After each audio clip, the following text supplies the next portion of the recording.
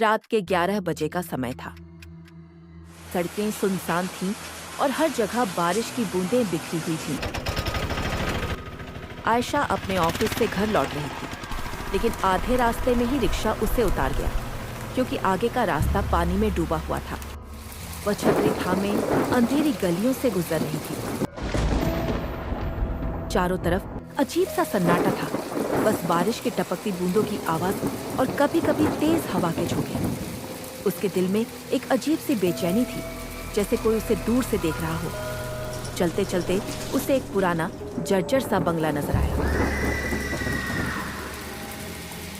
Gate आधा खुला हुआ था और छत से पानी टपक रहा था। आयशा ने सोचा कि बारिश रुकने तक यहीं शरण ले लूं।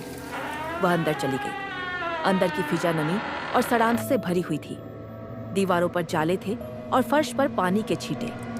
कमरा अंधेरे में डूबा हुआ था और छत से टपकती बूंदों की आवाज गूंज रही थी। वह एक टूटी फूटी कुर्सी पर बैठ गई और अपना बैग एक तरफ रख दिया। लेकिन कुछ ही देर बाद उसे अजीब सा एहसास होने लगा, जैसे कमरे में कोई और भी मौजूद हो। पहले उसने इसे अपना वहम समझा, लेकिन अचानक उसे सीढ़ियों की तरफ से सरगोशियां सुनाई दी। आवाज धीमी थी, लेकिन बिल्कुल साफ।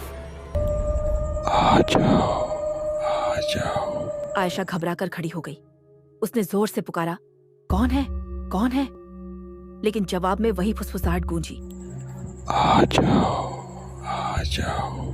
उसने जल्दी से टॉर्च जलाई और रोशनी सीढ़ियों पर डाली, मगर वहां सिर्फ अंधेरा था। उसका दिल तेजी से धड़कने लगा।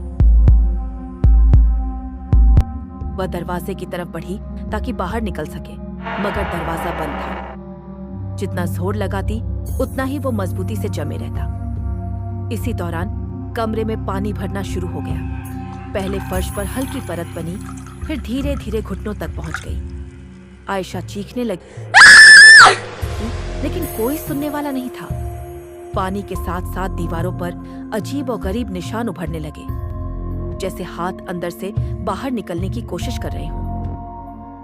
अब फुसफुसाहट साफ सुनाई दे रही थी, हम यहाँ रुकने आए थे, पर बारिश रुकने का नाम नहीं ले रही। आयशा ने ऊपर देखा।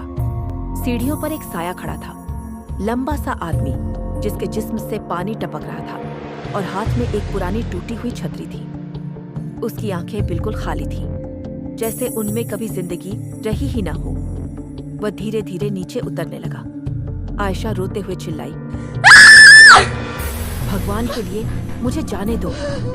लेकिन साया और करीब आ गया। सुबह जब लोग उस बंगले के पास से गुजरे, तो अंदर से पानी टपकने की आवाज आ रही थी।